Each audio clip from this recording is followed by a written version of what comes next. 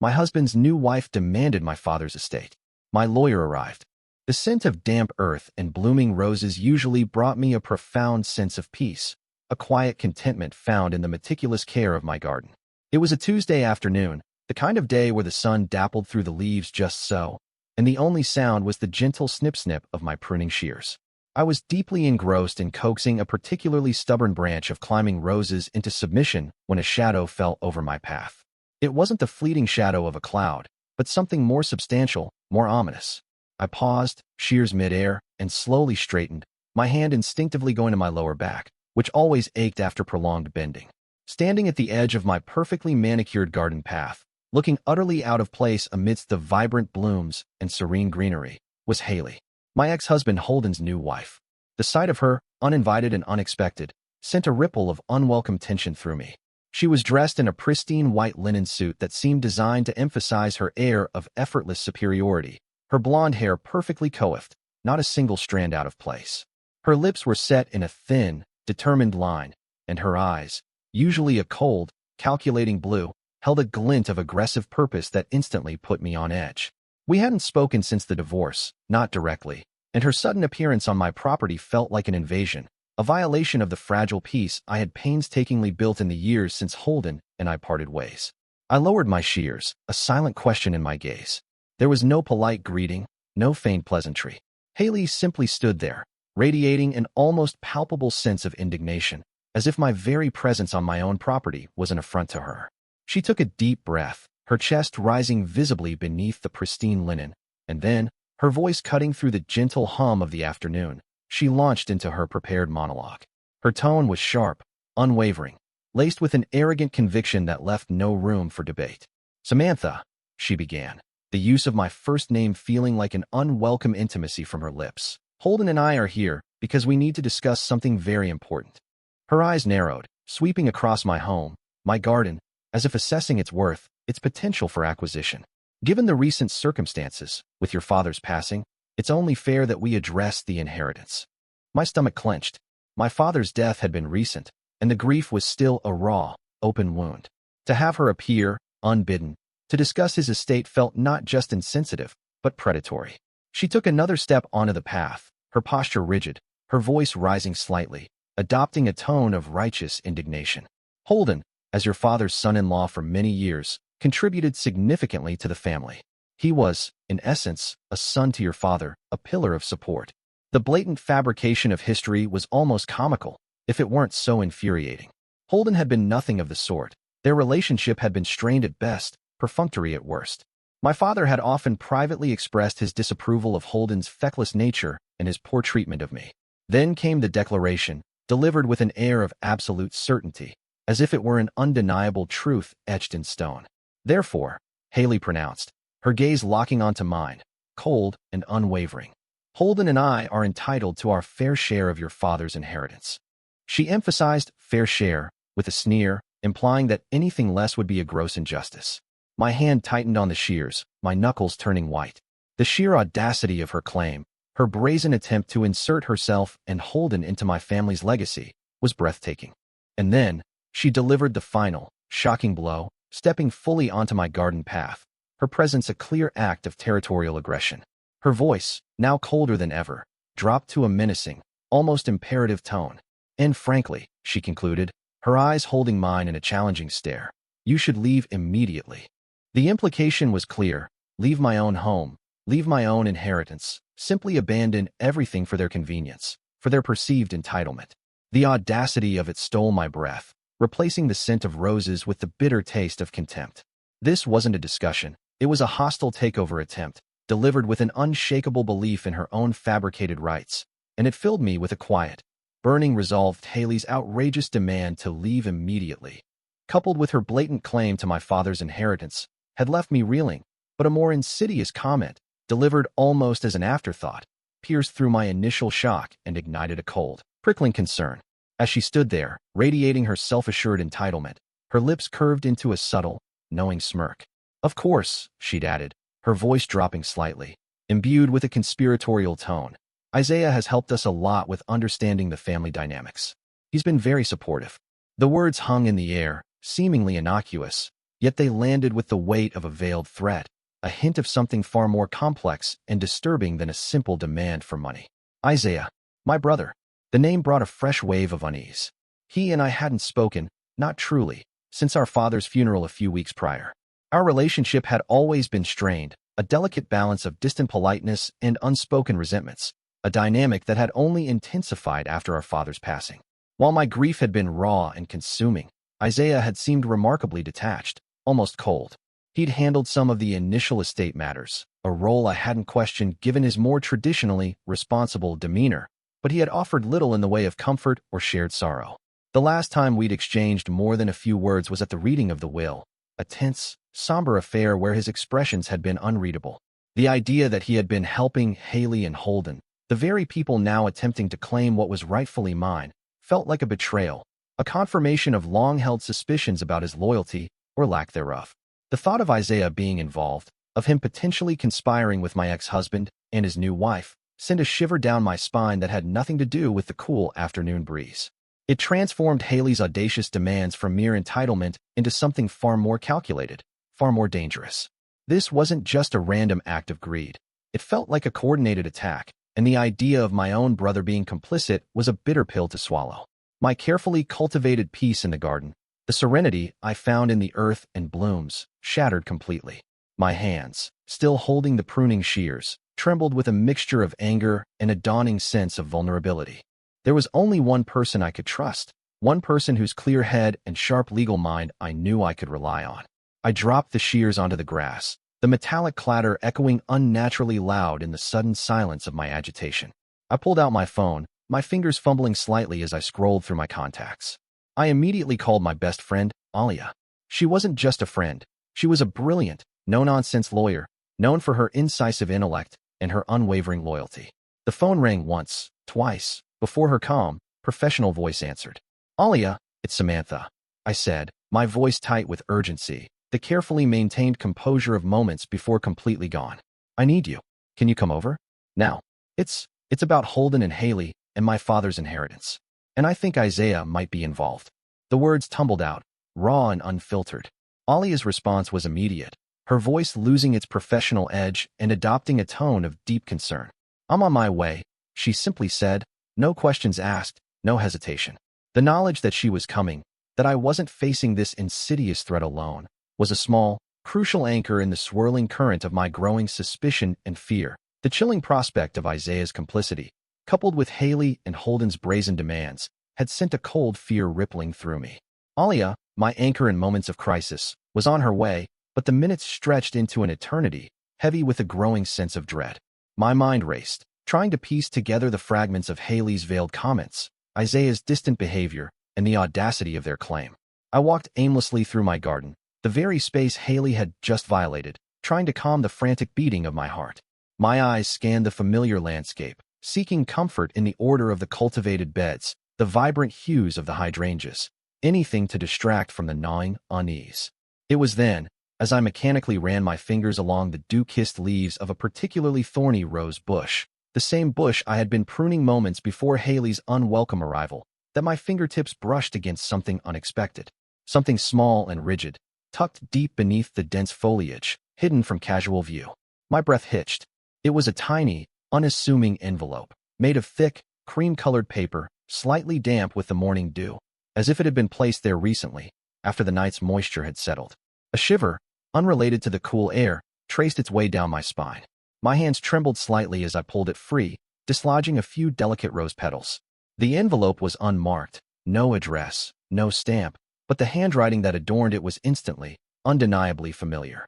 It was my father's handwriting, a distinctive, slightly old-fashioned script that I knew intimately from birthday cards and hastily scribbled notes over the years. A wave of conflicting emotions washed over me, a pang of fresh grief for his recent passing, mingled with a surging curiosity and a flicker of bewildered hope. Why would he hide something here? And why now? With a sudden surge of adrenaline, I tore open the flap, my fingers clumsy with anticipation. Inside, nestled against the smooth paper, lay a single, tarnished brass key. It was old, intricately designed, and utterly unfamiliar to me. My father had always been meticulous about his keys, labeling every single one. Yet this one was a mystery. My gaze dropped to the accompanying note, folded neatly beside the key. Again, his unmistakable handwriting. I unfolded it carefully, my eyes devouring each word. Dear Maddie. The note began, the use of my childhood nickname, one only my father had used, bringing an unexpected welling of tears to my eyes. It was a rare moment of tenderness from a man who had often been emotionally reserved, especially after my mother's struggles. The nickname felt like a warm embrace, a whisper from beyond the grave, pulling me back to simpler times. The message continued, concise and direct, echoing the pragmatic nature I had always associated with him. The key opens the bottom drawer of my desk. His desk, the imposing, dark mahogany desk in his study, a fortress of his private papers and meticulous records. I had seen him unlock and lock those drawers countless times, a ritual that had always seemed impenetrable. You will find everything you need to protect what is yours. The words resonated with a sudden, profound clarity. Protect what is yours. It was a warning, a directive, and an unexpected act of foresight. My father, always a man of few words, had left me a puzzle piece, a hidden message designed for this very moment, this very crisis. The knowledge that he had anticipated such a threat, that he had somehow prepared for this invasion of my inheritance, sent a powerful surge of grim determination through me. It was as if, even in death, he was reaching out, guiding my hand, empowering me to fight for what was rightfully mine. The fear that had tightened its grip moments before began to recede, replaced by a quiet, steely resolve. The game had just changed. The old brass key, warm from my agitated grip, felt like a beacon of hope, a tangible link to my father's quiet foresight. Just as I was about to rush to his study, Alia's car pulled into the driveway, her tires crunching on the gravel. She stepped out, her expression a mix of concern and professional resolve. "What's going on?" she asked, her eyes immediately noticing the damp envelope clutched in my hand. I held it out to her, and she scanned my father's familiar handwriting on the note, her gaze softening slightly at Dear Maddie. A small, knowing smile, tinged with a hint of sadness, touched her lips. He had told her. He had confided in her, perhaps weeks or even months ago, that he'd left something for me, a contingency. In case things got messy after he was gone. The realization that he had anticipated this insidious attack from Holden and Haley, and perhaps even Isaiah's complicity, sent a fresh wave of conflicting emotions through me. It was both unsettling and profoundly comforting, a testament to a depth of protective love I hadn't always recognized in him.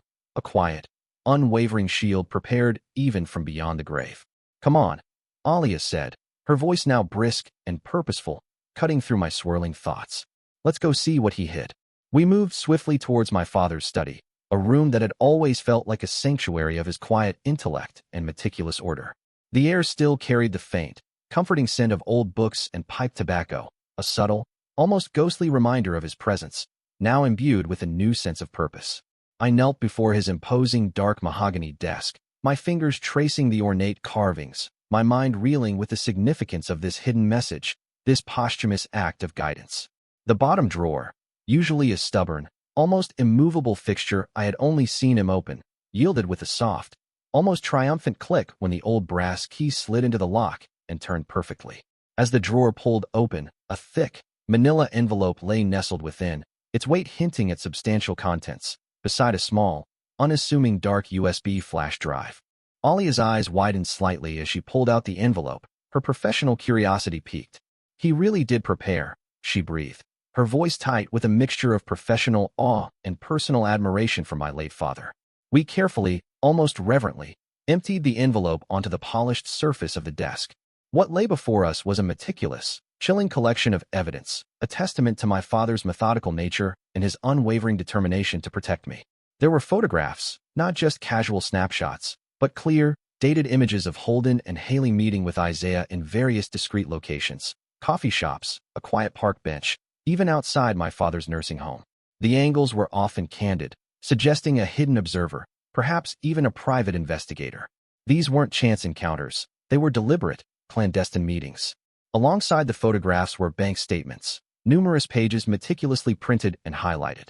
They detailed suspicious financial transactions, large sums of money transferred from Holden's accounts to Isaiah's, and then, in some cases, smaller, regular payments from Isaiah back to Holden and Haley. The paper trail, stark and undeniable, laid bare a pattern of financial manipulation, painting a clear picture of some sort of collaboration, perhaps even a bribe. And then there were the printouts of emails, pages upon pages of correspondence, mostly between Holden and Isaiah. The content was chillingly explicit, outlining their discussions about my father's declining health, their speculation about the contents of his will, and their increasingly brazen plans to challenge it. There were even snippets of conversation about how to best handle me, how to isolate me from the inheritance. It was a cold, calculated plot, laid bare in black and white. But the most damning piece of evidence was stored on the USB flash drive. Alia inserted it into her laptop, and the screen flickered to life, revealing a series of video recordings. My breath hitched, a gasp escaping my lips as the first video began to play. It was a grainy, yet clear, recording of Haley at my father's nursing home, her face contorted in a sneer as she spoke to a figure in medical scrubs, the faint murmur of voices audible. The next clip, clearer still, showed Haley sliding an envelope across a table to my father's nurse, a thick wad of cash visibly changing hands. The context was devastatingly obvious. Haley attempting to bribe my father's nurse, likely for information about his condition, perhaps even to influence his care or access his personal effects. Alia watched, her expression grim, occasionally pausing the video to point out details. "This is compelling," she stated, her voice tight with professional indignation. "This shows premeditation, conspiracy, and clear intent to defraud.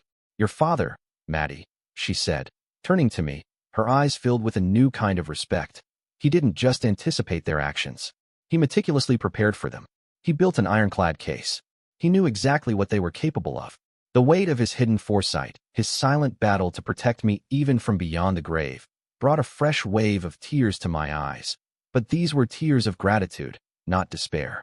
The game had not just changed. It was now entirely in my favor. The weight of the evidence laid out on my father's desk, the damning photographs, the suspicious bank statements, the explicit emails, and the horrifying video of Haley attempting to bribe a nurse, had been overwhelming.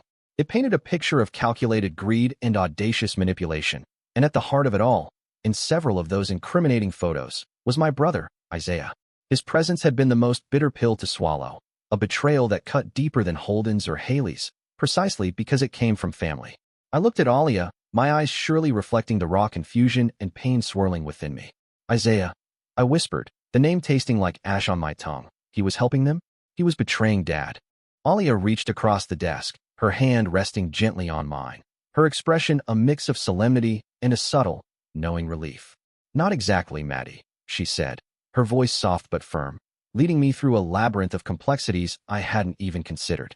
"Your father confided in me weeks ago, when he first started noticing Holden and Haley sniffing around, asking too many questions about his health, his finances. He suspected they were planning something, but he couldn't get close enough to gather the proof himself." She paused, her gaze resting on the photos where Isaiah was visible. That's where Isaiah came in. My mind reeled, struggling to reconcile the distant, almost cold brother I knew with the image of him as a secret operative for our father. Alia continued, her words painting a more intricate picture of Isaiah's involvement, a dangerous game he had been playing. "Your father approached Isaiah, not as a co-conspirator, but as an ally. He convinced Isaiah to play a very risky double game. Isaiah was to give Haley just enough information, enough hints and half-truths, to keep them confident, to make them believe he was on their side." She gestured to the bank statements showing transfers to Isaiah's account. He let them bribe him, creating a paper trail of their attempts to corrupt him. All of this, Alia swept her hand across the incriminating documents on the desk, was designed to fuel their arrogance, to keep them overconfident and careless, while Isaiah was actually helping your father gather solid evidence of their conspiracy. The realization hit me with the force of a tidal wave, washing away the bitter taste of betrayal and replacing it with a staggering sense of awe and profound gratitude. My brother hadn't been a traitor. He had been a mole, operating deep undercover in a high-stakes mission orchestrated by our father. He had endured their condescension, accepted their dirty money, and maintained a facade of complicity, all to protect our family's legacy. Alia then produced another small, unmarked USB drive, identical to the one my father had left. "And this," she said, her voice dropping to a near whisper, "this is Isaiah's contribution." She inserted it into her laptop, and the screen lit up with a familiar interface. Isaiah secretly recorded all of his conversations with Haley and Holden. As she clicked through the files, the titles of the recordings appeared, each one a chillingly explicit label: Haley's Plan, Phase 1, Discussion of Will Contest, How to Ruin Samantha's Life. My breath hitched in my throat. The very phrase, "ruin my life," echoed the casual cruelty I had often felt from them. But to hear it spoken aloud, meticulously planned, was a different kind of horror. Alia played snippets of the recordings, and Haley's voice, clear and chillingly smug, outlined various schemes, spreading rumors about my financial instability, fabricating stories about my past, even discussing ways to discredit my character should I fight them. Holden's voice chimed in with agreement, and the occasional, almost imperceptible, interjection from Isaiah, subtly guiding their conversations, drawing out their malicious intentions, capturing every incriminating detail. The depth of their malice, the cold calculation of their intent to destroy me, was laid bare, utterly undeniable. And it was all thanks to Isaiah, my brother, who had risked everything, played a truly dangerous game, to ensure that my father's final act of protection would be complete, leaving no stone unturned in exposing their greed and defending what was rightfully mine. The bitterness I had felt towards him evaporated, replaced by an overwhelming sense of respect and an aching desire to bridge the chasm that had long existed between us. The revelation of Isaiah's covert role, his dangerous double game to expose Haley and Holden's malicious schemes, had left me reeling with a mix of awe and a profound, aching regret for the years of misunderstanding between us. As Alia finished explaining, the silence in my father's study was heavy, broken only by the hum of her laptop. The full extent of my father's meticulous planning, his silent war against the predators circling his legacy, began to solidify in my mind. He hadn't just suspected, he had known, and he had laid an elaborate trap. Alia, seeing the whirlwind of emotions in my eyes, gently cleared her throat, bringing me back to the present moment. "There's one more thing, Maddie," she said, her voice dropping to a serious, almost conspiratorial tone. "Your father, he didn't just gather evidence. He played the long game. He modified his will." My breath hitched. The initial reading of the will, which had felt straightforward enough at the time, now seemed like a distant, incomplete memory. I remembered a feeling of mild relief that the bulk of the estate had come to me, with a few smaller bequests to Isaiah and other relatives, but nothing that felt particularly contentious for Holden or Haley. Alia continued, her words painting a picture of my father's strategic genius, a final, brilliant maneuver from beyond the grave. "The will that was initially read," she explained, her eyes fixed on mine, was deliberately designed to appear generous towards Holden and Haley. It granted them a significant portion of the inheritance, enough to make them feel like their efforts had paid off, enough to pique their greed.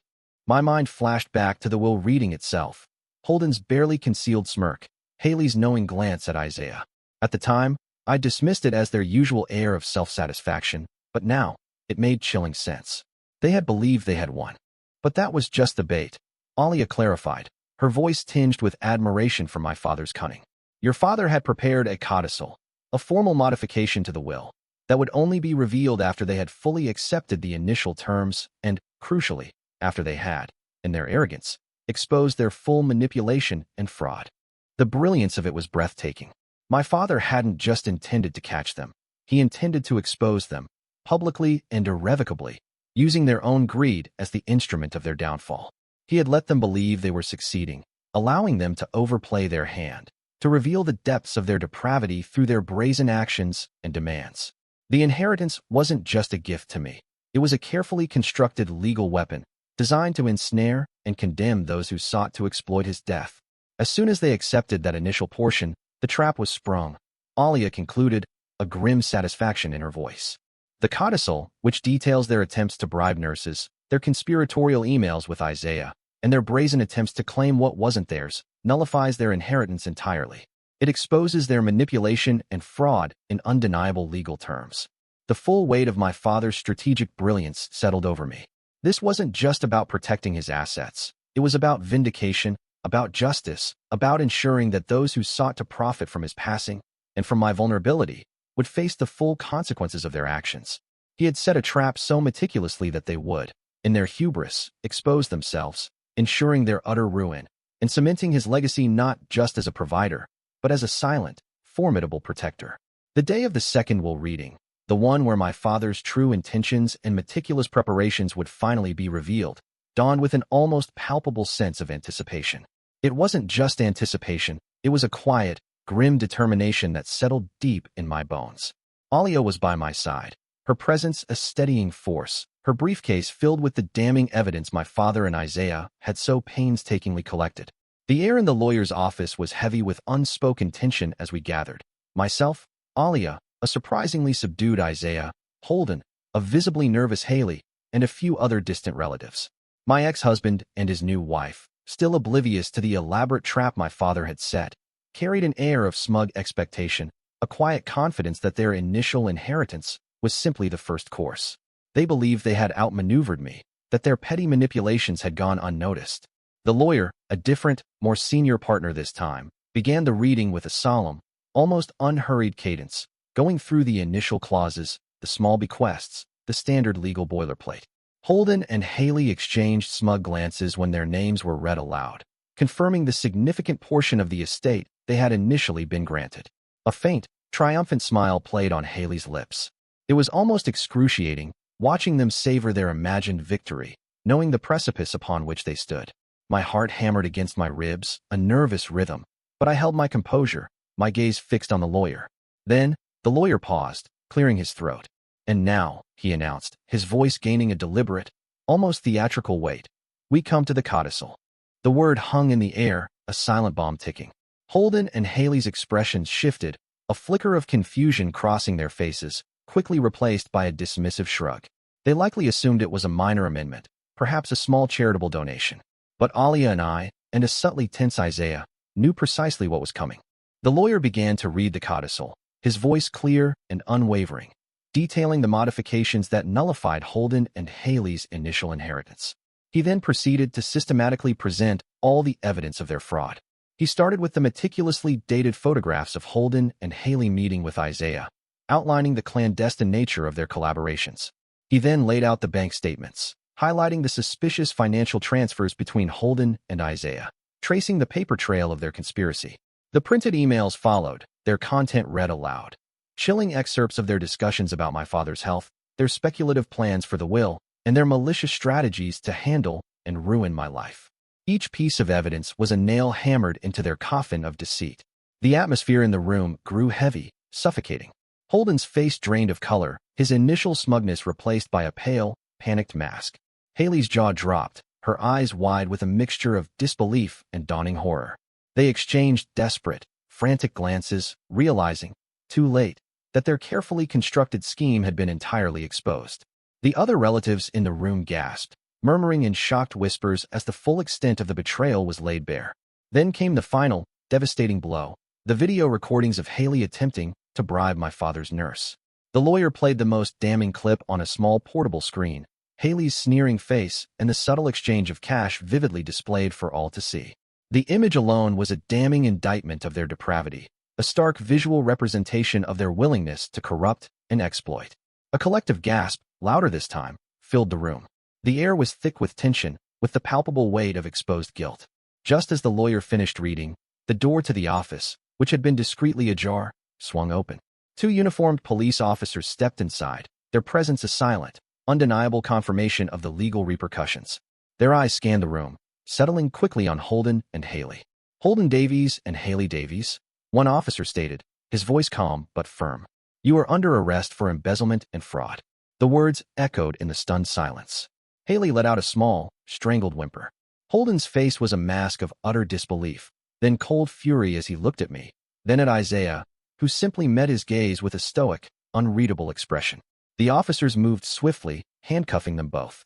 As they were led away, the clinking of the handcuffs a stark, final punctuation mark to the dramatic proceedings. The room seemed to exhale.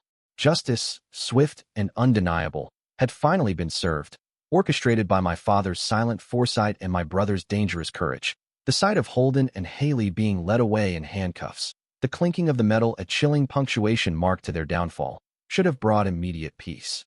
And a significant wave of relief did wash over me, a feeling of profound vindication for myself and for my father's memory. Yet, as the police escorted them out, Alia exchanged a brief, significant glance with the lead officer, a silent communication that hinted at more to come.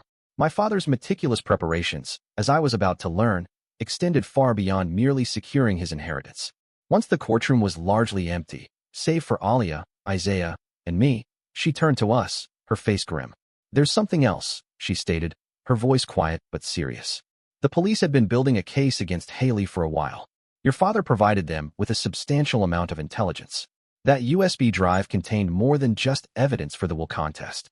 My heart began to pound with a new kind of dread. What else could there possibly be? Alia revealed that Haley, the The woman who had so brazenly invaded my home and my life was not who she claimed to be. Her real name was Margaret Phillips, and she was a highly sophisticated con artist, wanted for similar fraud schemes in 3 different states. Her marriage to Holden, it became chillingly clear, was merely another calculated step in a long pattern of exploitation designed to gain access to vulnerable individuals and their assets. The realization sent a shiver down my spine. I had been dealing not just with a greedy ex-husband and his entitled new wife, but with a professional criminal, a predator who saw my family's grief and wealth as her next mark. The depths of her depravity, however, stretched even further. Alia then revealed the most horrifying details, culled from the depths of Isaiah's secret recordings and my father's collected intelligence. Margaret, or Haley, had not only planned to defraud me of my inheritance, she had meticulously plotted for a grim future once the property was transferred into her and Holden's names. Her schemes included discussions of accidental accidents that could happen to me. The casual way she had talked about these potential accidents in her recorded conversations with Holden, their chilling nonchalance as they discussed elaborate scenarios, sent a cold wave of nausea through me.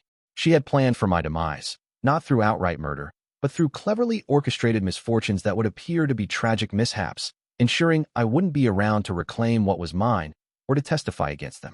My life, my very existence, had been a calculated risk in her grand, twisted game. And the malice didn't stop there. In a final, agonizing revelation, Alia explained that Margaret had also meticulously planned to frame Isaiah.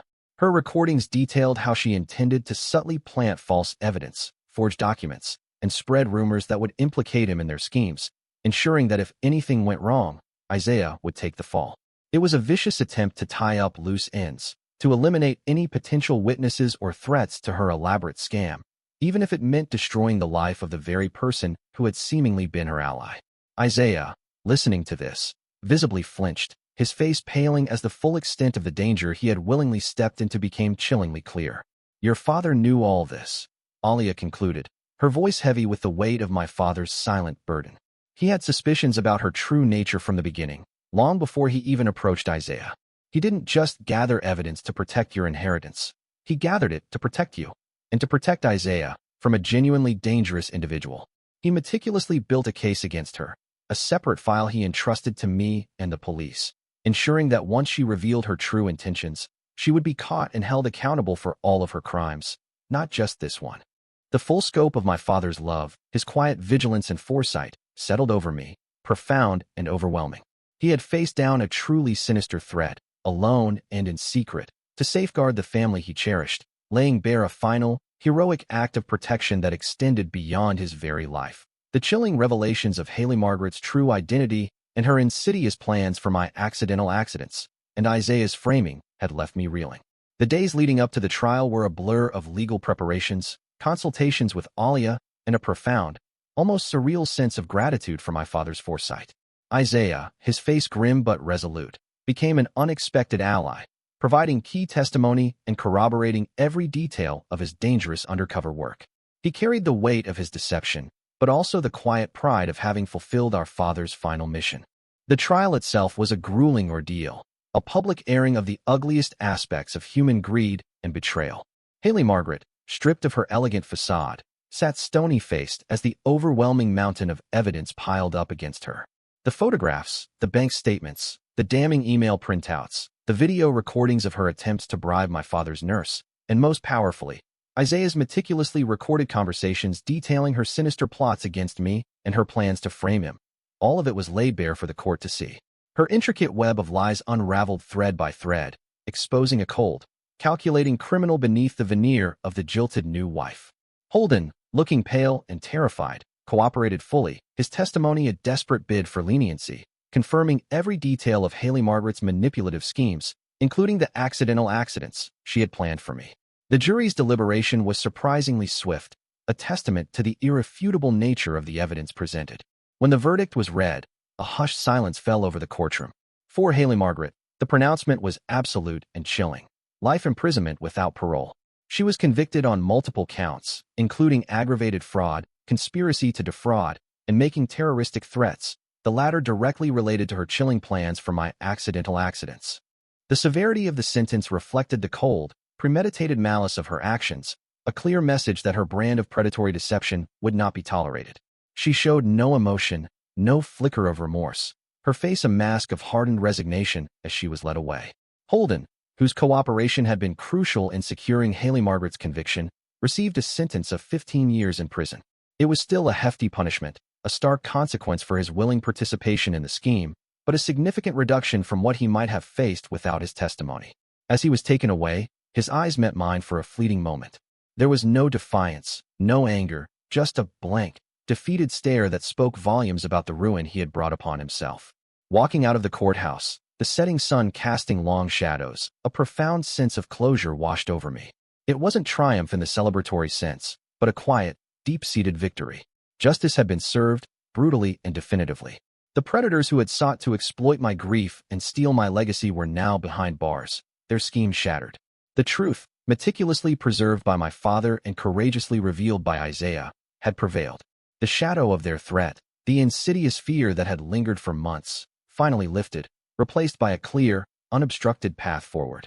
The battle was over, and I had won, not through vengeance, but through the quiet power of undeniable truth. The cold, hard reality of the prison sentences for Haley Margaret and Holden brought a profound sense of closure, a final, definitive end to the nightmare they had orchestrated. The legal battle was over, justice served, and the oppressive weight that had settled over my life finally lifted. The air in my home felt lighter, cleaner, imbued with a fresh sense of possibility. With the immediate threat neutralized, my relationship with Isaiah, forged in the crucible of our shared ordeal, began to heal. The distant politeness that had characterized our interactions for years melted away, replaced by a deep, unspoken understanding and a newfound respect for each other's quiet strengths. It was Isaiah, in the aftermath of the trial, who discovered another piece of our father's intricate puzzle. He had returned to our father's house, a place still filled with the lingering echoes of a man who had planned with such meticulous foresight. While sifting through some old garden tools in a dusty corner of the shed, he found a small, almost imperceptible cavity in the foundation, cleverly disguised. Inside, nestled in the damp earth, was another small, tarnished key, similar in style to the one I had found under the rose bush. This one, however, was clearly labeled, its faint inscription indicating it belonged to the old greenhouse tucked away at the very back of the property, a structure that had fallen into disuse years ago after my mother lost interest in gardening. Isaiah brought the key to me, his eyes wide with a shared sense of wonder and anticipation. "He left another one, Maddie," he said, his voice quiet, almost reverent. "I think there's more." We went to the greenhouse together, the glass panes dusty and overgrown with ivy. The old lock, stiff with disuse, yielded with a protesting creak under the turning of the key. Inside, amidst the dusty pots and forgotten gardening implements, stood a small, sturdy wooden box. It was unlocked. Within, neatly laid out, were two items, another letter, again in my father's distinctive handwriting, and a rolled-up document, tied with a simple piece of twine. My hands trembled as I carefully unrolled the document. It was a deed, clear and unambiguous, for an undeveloped plot of land located directly adjacent to my existing flower shop. My flower shop, the business I had poured my heart and soul into, the sanctuary where I had found solace and purpose. The plot of land was substantial, far larger than my current small shop, offering ample room for expansion. My breath hitched. He had thought of everything. Then, I turned to the letter. It was longer than the first, written in a more reflective tone, imbued with a quiet tenderness I hadn't often seen from him in life. He spoke of his regrets, of the subtle ways he might have failed to express his love and pride for me during my childhood, always pushing me towards a path that was not truly mine. He acknowledged his previous blindness, his focus on a narrow definition of success that had often overlooked my unique talents. He spoke of watching my flower shop grow, of seeing the joy and passion I poured into it, and how it had inspired him. He recognized my inherent connection to the earth, to beauty, to creation. "My dearest Maddie," the letter concluded, "I always admired your strength, your quiet resilience, even when I didn't know how to show it. I saw how you nurtured your plants, how you made beauty bloom from nothing. My final wish for you, my true legacy, is not just what you inherited, but the opportunity to grow, to create, to flourish without limits. This land, it is for Harrison Gardens to expand, to blossom beyond the confines of your home, beyond the small shop you built with your own hands. I want you to have the space to truly bloom again, freely and without obstruction. This plan, I hope, is not only fair, but a way for you to realize your fullest potential, to embrace the magnificent woman you have become entirely on your own terms. Tears streamed down my face, hot and cleansing. It wasn't just land or a business opportunity. It was an apology, a blessing, and a profound declaration of love and faith from my father, a man I had always sought to understand. He had not only protected me from greed, he had, in his final act, set me free to truly thrive.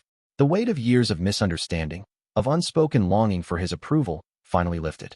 My father's legacy wasn't just financial. It was deeply, profoundly personal, a final, beautiful gesture designed to help me, his Maddie, truly bloom again. My new life, unburdened by past betrayals and fueled by a powerful, inherited purpose, stretched out before me, vibrant and limitless.